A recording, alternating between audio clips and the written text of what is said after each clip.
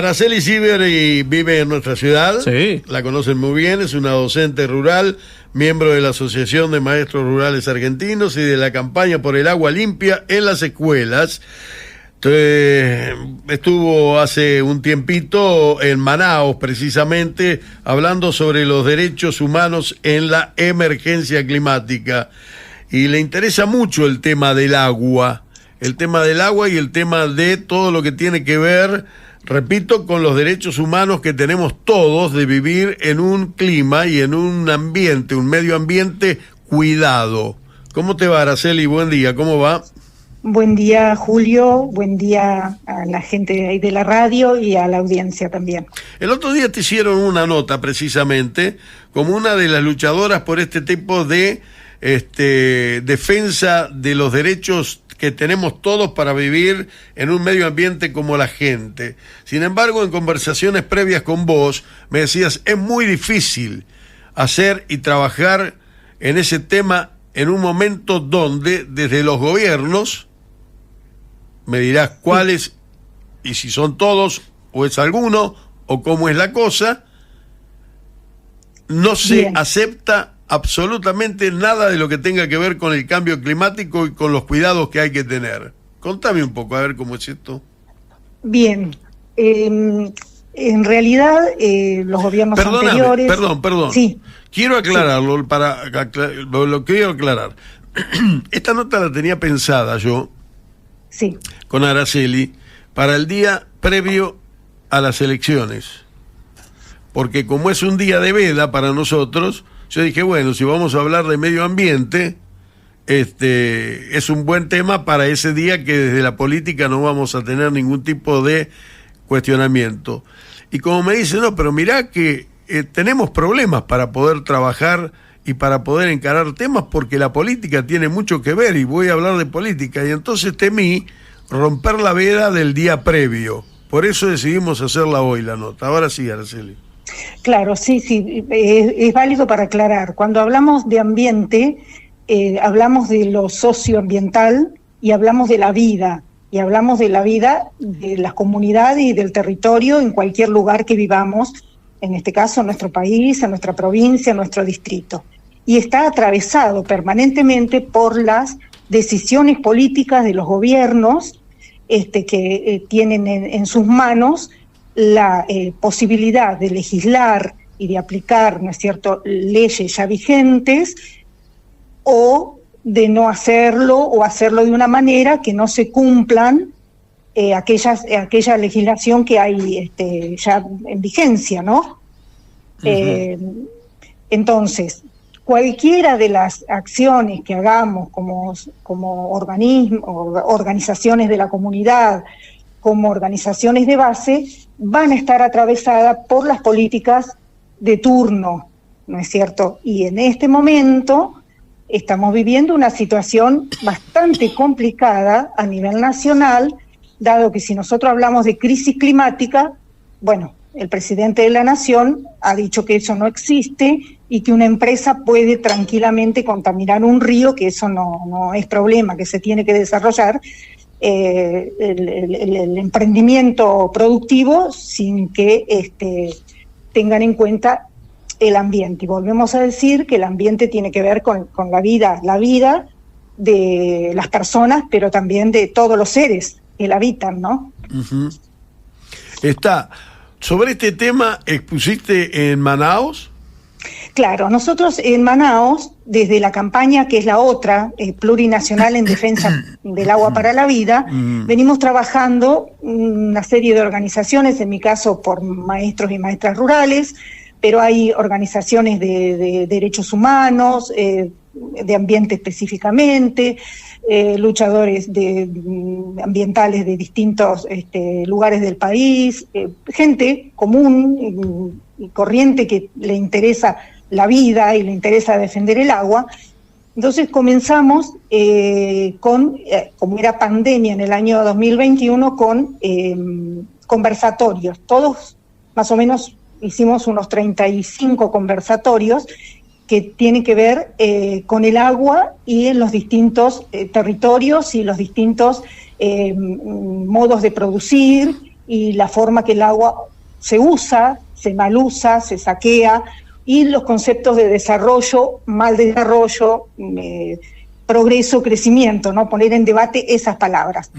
Bueno, ahí estuvo el agua y los credos, el agua y las comunidades, el litio, el fracking, los agronegocios, bueno, todas las actividades, porque el agua atraviesa la vida en general, ¿no es cierto? Cualquier actividad está. Entonces, bueno, luego de eso participamos también en festivales, en marchas, por ejemplo, manifestaciones, en la Marcha Plurinacional de los Barbijos en Rosario, apoyando a la gente de Andalgalá en Catamarca, que están luchando por el río Andalgalá y contra el proyecto minero Agua Rica, en Chubut, Mendoza, es decir, en distintos lugares que podíamos ir con la campaña, o las personas de esos lugares, y luego pensamos en algo también propositivo, no solo la denuncia y la visibilización de las problemáticas territoriales y de los pueblos, ¿no?, en general, sino también poner en debate estas cuestiones, haciendo un proyecto de ley y aprovechando lo que significa la democracia directa con las iniciativas populares,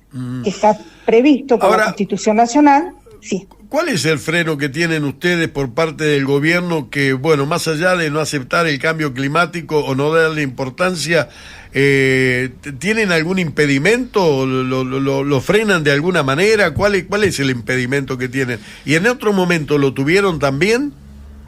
No, estas cuestiones, es decir, siempre son bastante difíciles de abordar, en el sentido de que, por ejemplo, la ley de humedales, con 15 proyectos que entraron en el Congreso, estuvo a punto de salir, y bueno, por el lobby de las corporaciones y el lobby de ciertos espacios de poder de la Argentina, no salió. Entonces esto se viene sucediendo porque nosotros tenemos un sistema productivo extractivista aceptado y cada vez más potenciado, ¿no?, y solidificado en los distintos lugares, pero a su vez se avanzaba con leyes. La Ley General del Ambiente, la Ley de Glaciares, la Ley de Bosque, la Ley de Manejo del Fuego, es decir, un montón de leyes que se fueron dando también por las luchas de las comunidades, ¿no? Lilita Carrió en algunos momentos había dicho que a la Argentina iban a venir por el agua, ¿es así?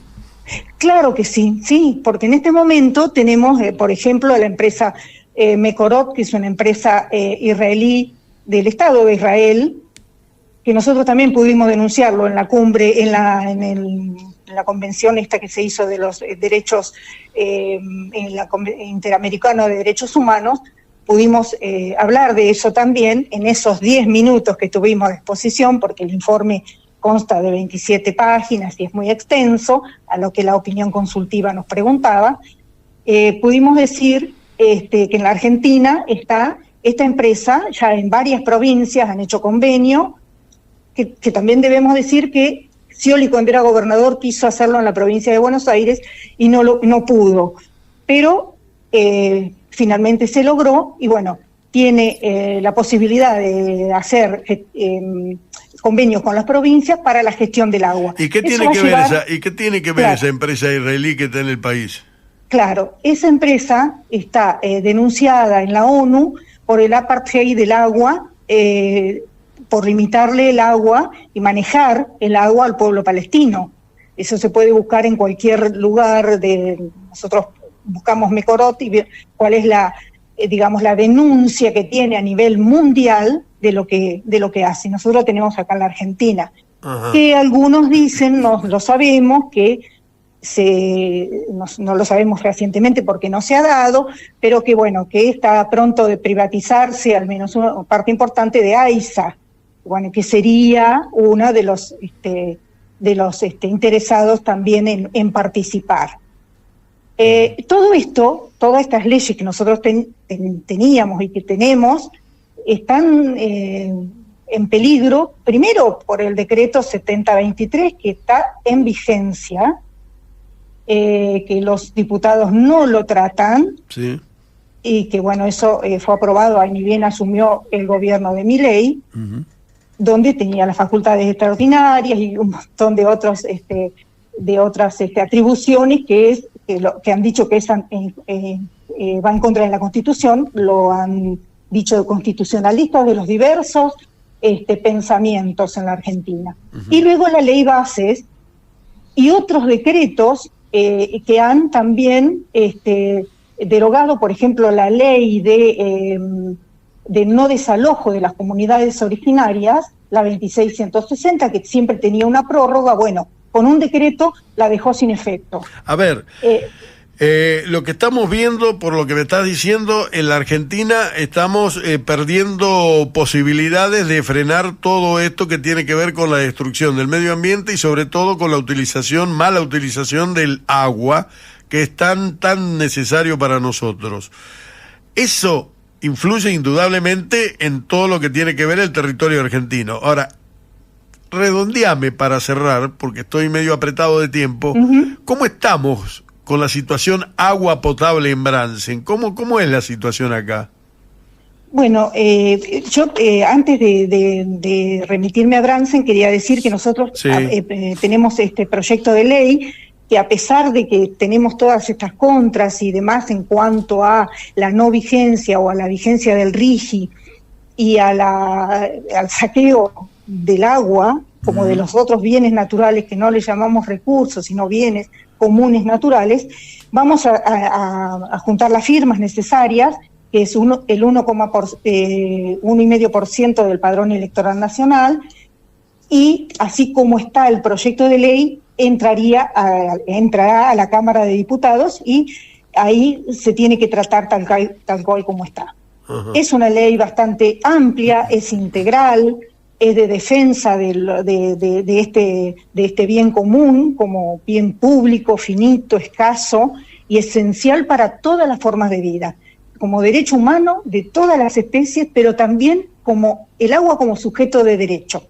Eso está implícito en la ley.